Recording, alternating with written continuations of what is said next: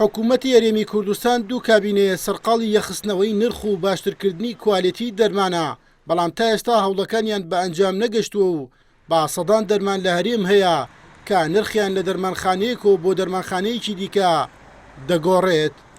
حکوومەت پرۆژەی یەخستنەوە و ڕێخستنی دەرمانی دەست پێ کردووە و بڕیارە با چەند قۆناغێک لە ساڵی داهاتوو تەواوی بکات. لە قۆناغی یەکەم دروستکردنی 3 کۆگای دەرمانە لە شارەکانی هەولێر و سلێمانی و دهۆک کە کۆگای سەرەکی دەبن بۆ هێنانی دەرمان و هەر لەناو ئەو کۆگایانە ستیکەری حکوومەتی لێ دەدرێت کە نرخی لەسەر دەبێت و لە هەموو هەرێم یەک نرخ دەبێت. پرۆژە یاسایی بە نیشتیمانیکردنی دەرمانیان کۆ دروستکردنی کۆگای دەرمانی نیشتیمانیمان وەکو مەبدەئیان بڕیارمان لەسەری داوە و ئێستا لە ئامادەکارین بۆ جێبەجێکردنی پرۆژەکە. پرۆژەکە گرنگی زۆری هەیە بۆ ڕێخستنەوەی دەرمان لە ڕۆی کواڵەتی، لە ڕۆی جۆری نەوعیەتی دەرمانەکان و هەروەها ڕێخستنی نرخی دەرمان و هەروەها لێدانی ستیکەر پاش پشکنینی دەرمان کە ستیکەر لێ بدرێت ئەوە دەربچێت.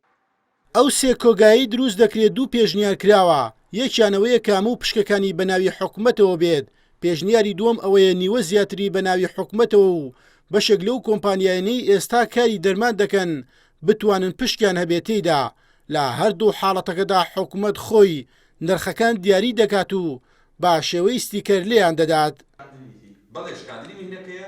سندیکەی دەرمانسازانیش دەڵێت لە ڕابردوودا هەوڵی زۆریان داوە بۆ یەخستنەوەی دەرمان و باشترکردنی کوالیتی، ئێستاش پشگیری هەموو هەوڵێک دەکەن. لەبەرەوەی تاوەکو ئێستا وەزارەتی تەندروستی نەیتوانیوە لیستێکی یەکگرتووی دەرمان، لیستێکی نرخی دەرمانی یەکگرتوو بدا بە سندیکای دەرمانسازان، نەماتوانیەوە ساڕێکخین. وئیلا هەر کاتێک حکوومەتی هەرێمی کوردستان یاخود وزارەتی تەندروستی بتوانێت لیستێکی یەکگرتوو بدات بە سندیکاکەمان، ئێمە 100% تەطبیقەکەین لەسەر سەیدەلی و لەسەر مەدخەرەکانمان.